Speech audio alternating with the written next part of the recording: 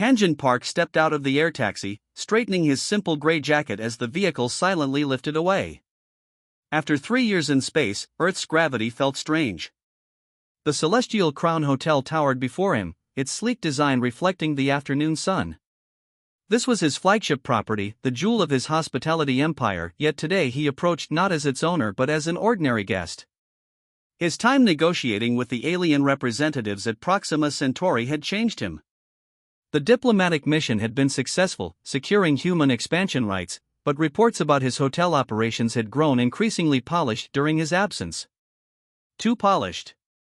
Hanjin needed to see the truth with his own eyes. He had altered his appearance just enough. The beard was new. His usual tailored suits replaced by comfortable travel clothes. Nothing that would immediately connect him to the formal portrait hanging in the lobby. The hotel's entrance opened automatically, welcoming him with a soft chime. Inside, the grand lobby bustled with activity. Humans mingled with various alien species. Tall, willowy talons glided gracefully across the marble floor while stocky Arcturians huddled in conversation near the east wing. First contact had transformed Earth into an interstellar crossroads, and celestial hospitality had positioned itself at the forefront of this new era. Hanjin paused, watching the staff interact with guests. Something felt different from when he left. The movements seemed mechanical, the smiles less genuine. He noted how a staff member guided a Talon diplomat with exaggerated deference while barely acknowledging the human family waiting nearby. At the reception desk, a young woman with perfect posture and a practiced smile greeted him. Her name badge read Jae-woo Kim. Good afternoon, welcome to Celestial Crown. How may I assist you today? Her tone was professional but distant. I have a reservation under Park, Hanjin said, keeping his voice casual. Jae-woo tapped at her screen without looking up. Park, yes, I see it here. Economy suite for 3 nights? That's correct. May I see your identification, Mr. Park? Hanjin handed over his citizen card, authentic but deliberately not his CEO credentials. Jae-woo scanned it quickly. Everything seems in order. Would you like to upgrade to a premium suite? We have availability on the upper levels with better views of the city. No, the economy suite will be fine, Hanjin replied, curious how she would react. A flicker of disappointment crossed her face. The commission on upgrades must be substantial, he realized. As you wish. You're in room 1422. The elevators are to your right. Your room includes basic amenities, but premium services such as the relaxation chambers and gravity pools are available for an additional fee. As she spoke, Jae-woo's eyes darted past him to a group of wealthy-looking guests entering the lobby. Her posture straightened further, her smile widening in anticipation. Is there anything else you need, Mr. Park? She asked, already beginning to lean sideways to make eye contact with the approaching guests. Just one thing, Hanjin said. Could you tell me about the portrait in the lobby? The founder? Jae-woo glanced at the large portrait hanging behind the reception area, a formal image of Hanjin Park in his corporate attire, taken before his departure for Proxima Centauri. Oh, that's Mr. Park, our CEO. He's currently off-world on business. She recited the information as if reading from a script, never connecting the image to the man standing before her. He revolutionized hospitality after first contact. The Celestial Crown was his first interspecies accommodation on Earth. Interesting, Hanjin said, suppressing a smile. He must be quite remarkable. Yes, so they say. Your room key is activated on your personal device now. Enjoy your stay at Celestial Crown. Her attention had already shifted to the approaching guests. Hanjin nodded, collecting his small travel bag. As he walked toward the elevators, he passed beneath his own portrait. No one noticed the resemblance. Near the elevator bank, he observed a human staff member struggling to communicate with an Arcturian guest while a manager watched with visible frustration rather than stepping in to help. In the elevator, Hanjin thought about the receptionist's failure to recognize him. It wasn't entirely surprising, he had deliberately changed his appearance, and most employees had never met him in person. But the interaction revealed something important. The soul of hospitality he had built his company around was fading.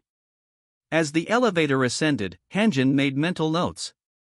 His undercover stay was already proving valuable. By the time he reached the 14th floor, he had identified 5 issues requiring immediate attention. And he was just getting started. The morning light filtered through the automated blinds of room 1422 as Hanjin stretched and prepared for his second day of undercover observation. He had slept surprisingly well in the economy suite. The bed was comfortable enough, though he noted the room's environmental systems were slightly delayed in responding to temperature adjustments. After showering, Hanjin dressed in casual clothes and headed to the main restaurant for breakfast. The hostess barely looked at him as she gestured toward a small table near the kitchen doors, despite several better tables sitting empty by the windows. Economy-level guests are seated in this section, she explained briefly before walking away. Hanjin sat down, watching as a human couple entered wearing expensive clothes. The same hostess immediately brightened, escorting them to a prime window table with a view of the city skyline. Interesting, he thought, making a mental note. The reservation system didn't actually separate seating by room category. That had never been Celestial hospitality policy. After a simple breakfast served by a waiter who seemed perpetually distracted, Hanjin decided to test the boundaries further. He walked confidently toward the executive lounge on the 30th floor, a space he had personally designed for premium guests, but which according to company policy should also be accessible to any guest willing to pay the day-use fee. As the elevator doors opened, Jae-woo Kim from reception was coincidentally staffing the lounge entrance. She looked up, recognizing him from the previous day. "I'm sorry, sir, but the executive lounge is for platinum members and diplomatic guests only," she said with a practiced smile. "I understand, but I believe there's a day-use option available for all guests," Hanjin replied politely. Jae-woo's smile tightened. "I'm afraid that program has been modified. We're currently at capacity with our diplomatic guests." Hanjin glanced past her into the nearly empty lounge where only 3 Talon visitors sat in quiet conversation. "Perhaps I could speak with a manager," he asked. "That won't be necessary, Mr. Park," she said, her tone cooling. "Our policies are very clear." As they spoke, a tall human in expensive business attire approached the entrance. Jae-woo immediately brightened. "Mr. Sangmin. Welcome back to the executive lounge," she said warmly, stepping aside without checking his credentials. The man walked past, giving Hanjin a dismissive glance. Hanjin recognized him as a mid-level trade representative, certainly not a platinum member. "Perhaps I'll try again another time," Hanjin said quietly, stepping back toward the elevator. "The main lobby has adequate seating for all guests," Jae-woo suggested with a tight smile. Throughout the day, Hanjin continued his observations. In the hotel spa, he was told the mineral pools were fully booked despite being visibly empty. At the concierge desk, his request for recommendations was handled with minimal effort, a generic list pushed to his device, while the guest before him, a louder, more demanding businessman, received personalized attention and even complimentary event tickets. Most concerning were the interactions with alien guests. Staff seemed to fall into 2 categories: those who showed excessive, almost theatrical deference to non-humans, and those who displayed subtle discomfort through stiff body language and minimal interaction. By afternoon, Hanjin decided to visit the business center. As he worked quietly on his personal device, the hotel's operations manager, Dong-do Lee, entered with 2 assistant managers. They chose a private meeting pod nearby, not recognizing their CEO sitting just meters away. "The Arcturian delegation arrives tomorrow," Dong-do said, his voice carrying easily. "We need everything perfect. The chairman of Celestial returns next week, and these Arcturians are important to his expansion plans." "Have we received the cultural briefing materials?" asked one assistant. "No time to review all that. Just keep them happy, bow frequently, and call me if anything looks problematic," Dong-do replied dismissively. Hanjin frowned. His company had developed extensive cultural training specifically to prevent such superficial approaches to interspecies hospitality. Later, returning to his room, Hanjin encountered a cleaning staff member named Mincio struggling with a service drone that had malfunctioned in the hallway. "Need some help?" Hanjin offered. The young man looked up in surprise. You know how to fix service drones? I've worked with them before, Hanjin said, kneeling beside the machine. He quickly identified a simple sensor misalignment and fixed it. Thank you, Mincio said with genuine warmth, the first authentic interaction Hanjin had experienced all day. Management keeps cutting maintenance staff. We're supposed to handle everything ourselves now. That must be difficult, Hanjin commented. It's not like the old days. My mother worked here when Mr. Park first opened this hotel. She always said he knew every employee's name. Mincio sighed. Now we hardly see anyone from corporate unless something's wrong. As Hanjin returned to his room, he reviewed his growing list of concerns. The hotel still functioned efficiently on the surface, but the spirit of hospitality, the equal treatment of all guests, the cultural competence with alien visitors, the empowerment of staff was fading away. Tomorrow the Arcturian delegation would arrive, and based on what he'd observed, Hanjin worried his hotel was unprepared for the challenges they would bring. The Arcturian delegation arrived precisely at noon. Hanjin watched from a quiet corner of the lobby as 5 tall, blue-skinned figures in formal diplomatic attire made their entrance.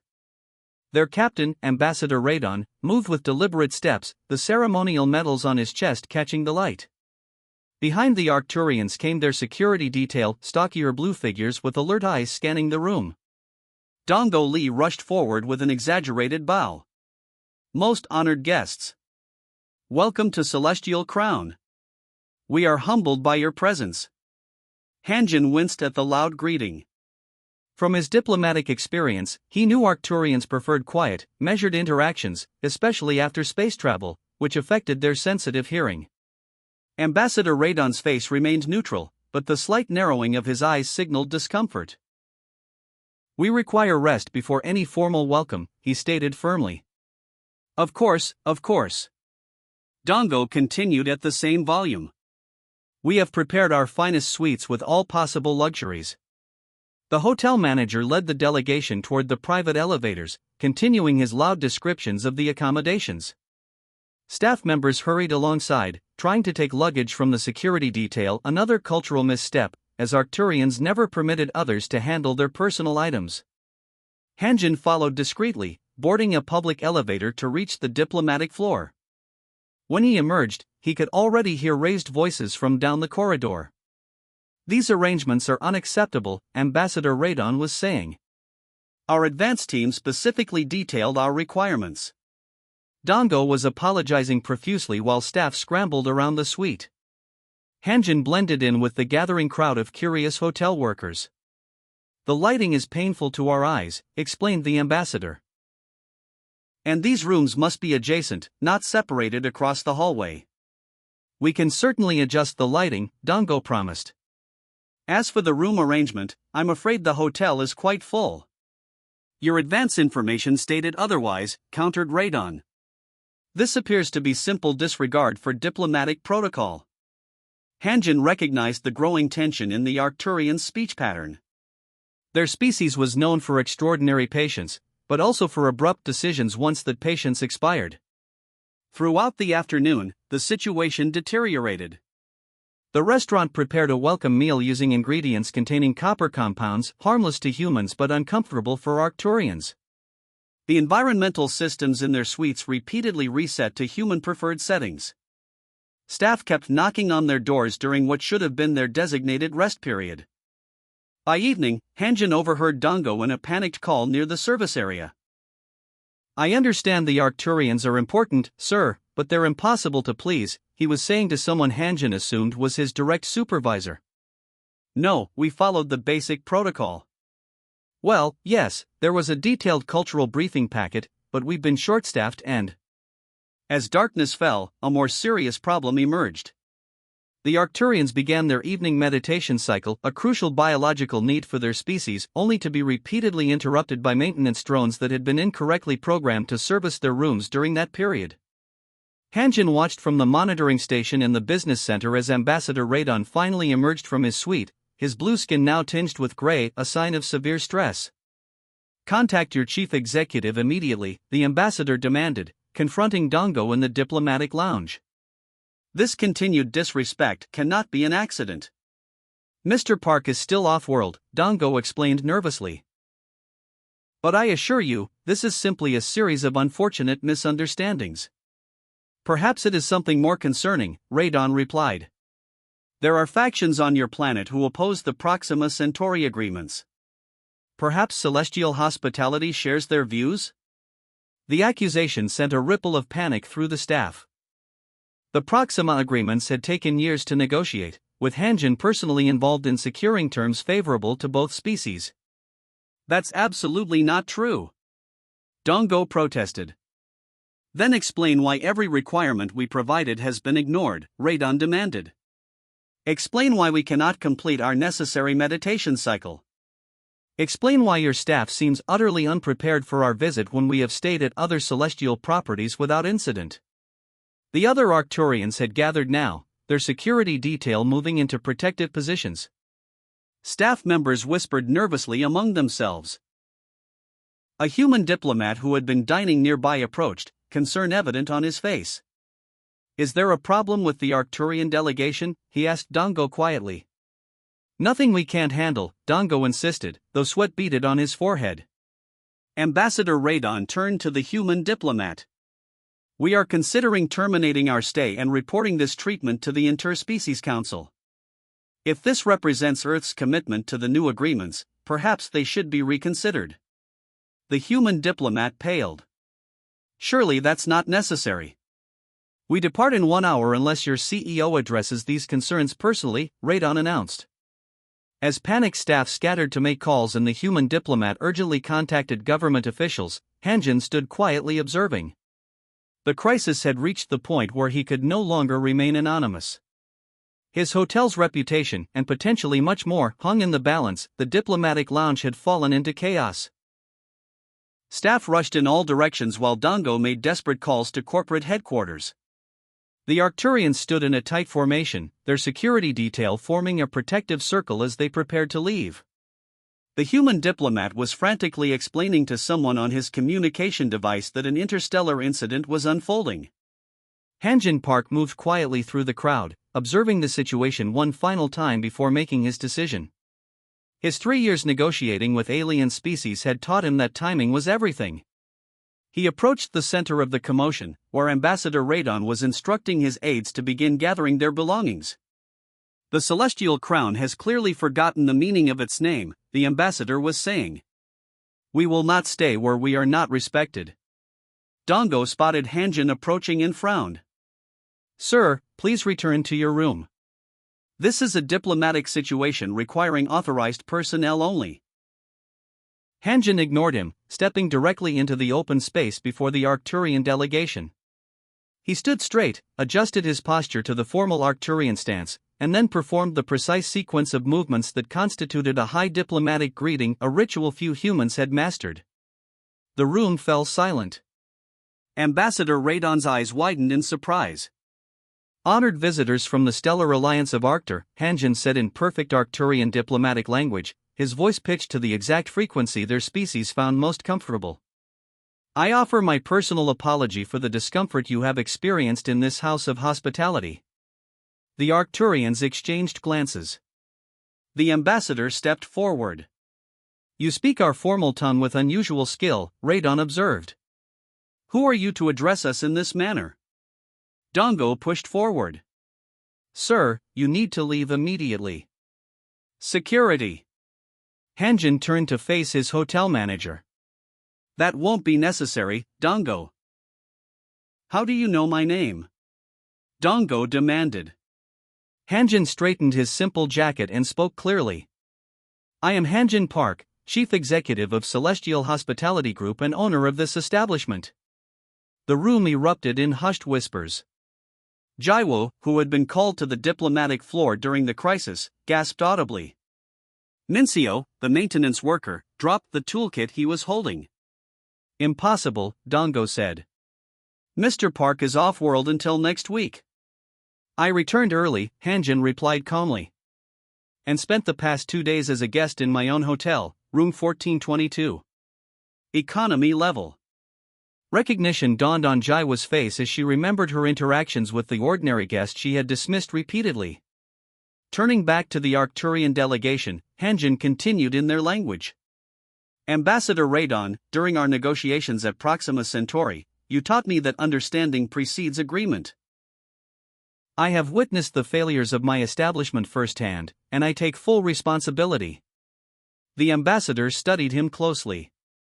You were part of the human delegation at Proxima? I led it, Hanjin confirmed, switching to standard language so all could understand. The agreement that opens Arcturian medical technology to humanity and human agricultural methods to Arctur carries my signature alongside yours. He gestured toward the staff gathered around them. These failures of hospitality do not reflect our agreement or Earth's intentions. They reflect my own failure to maintain the standards I established. Radon's posture softened slightly. Your honesty is unexpected.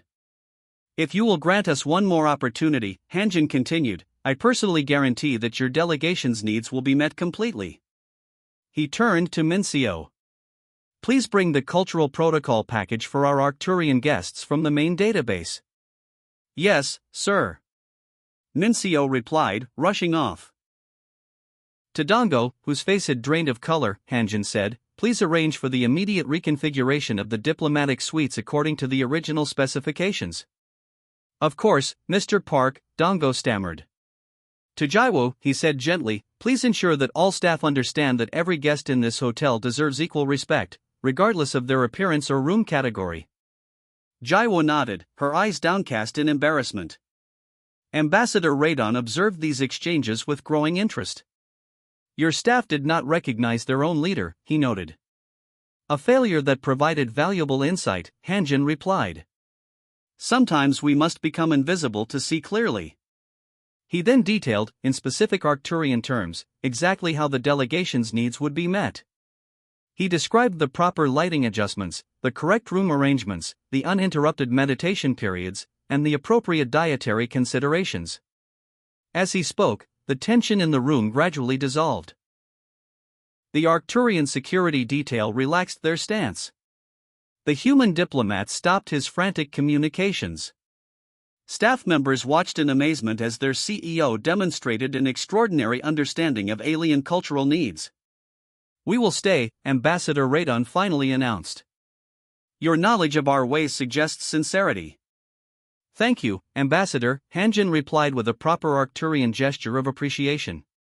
May I show you personally to your reconfigured accommodations? As they walked together toward the suites, Hanjin could feel the eyes of his staff following him, some in awe, others in apprehension. The revelation of his identity had solved the immediate crisis, but the deeper issues revealed during his undercover stay would require much more attention. Behind him, he could hear Dongo whispering urgently to the staff, "That's really him. That's really Mr. Park." And Jaiwo's horrified reply, "And I sent him to the smallest room on the 14th floor." In the quiet town of Millbrook, Emma's life was about to change forever. The old mansion that had been her family's home for generations stood silent, holding secrets that would soon unravel. It was a crisp autumn evening when everything shifted. Emma had always felt different.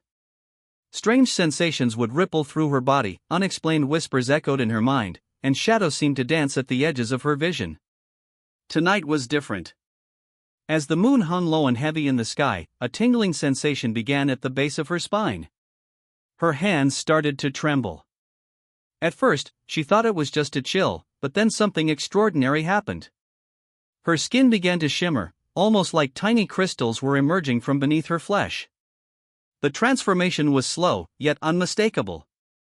Each breath she took seemed to change her, not just internally, but physically. The room around her warped. Familiar objects became strange.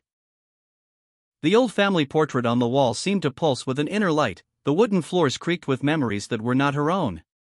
Emma realized she was becoming something more than human, something beyond her previous understanding. Her grandmother's old journal, hidden in the bottom drawer of an antique dresser, suddenly felt important. She reached for it, her fingers now longer and more delicate than before. The leather-bound book fell open, revealing cryptic notes and strange symbols that now made perfect sense to her. Memories flooded her mind, not her own memories, but those of generations before her.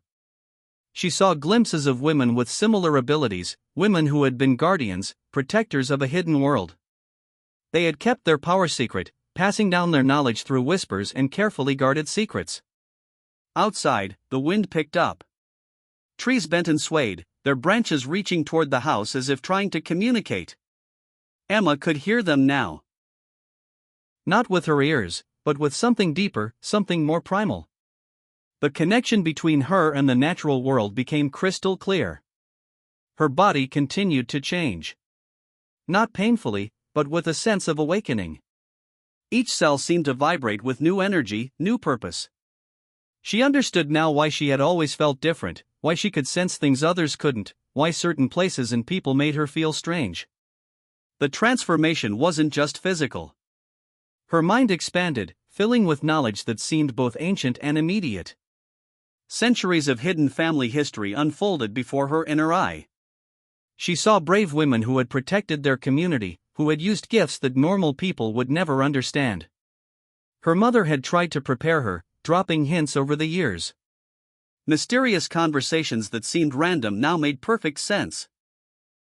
The way she would sometimes look at Emma with a mix of pride and concern, the whispered warnings about maintaining control, about understanding her true nature. As the night progressed, Emma realized she was no longer just herself. She was a conduit, a bridge between the world of ordinary people and something much more complex. Her abilities would require responsibility, discipline, and most importantly, secrecy. The old mansion seemed to breathe with her, its walls holding generations of similar transformations. Dust motes danced in moonlight, creating patterns that told stories older than time. Emma understood now that she was part of something much larger than herself. Her transformation complete, she stood by the window, watching the world outside. Everything looked the same, yet everything had changed. She was different now, stronger, more aware, connected to a lineage of powerful women who had walked this path before her. The first rays of dawn began to break through the darkness. Emma knew her life would never be the same. She had crossed a threshold, becoming something more than she had ever imagined. The journey ahead would be challenging, but she was ready. Slowly, she smiled. The transformation was complete, and her true journey was about to begin.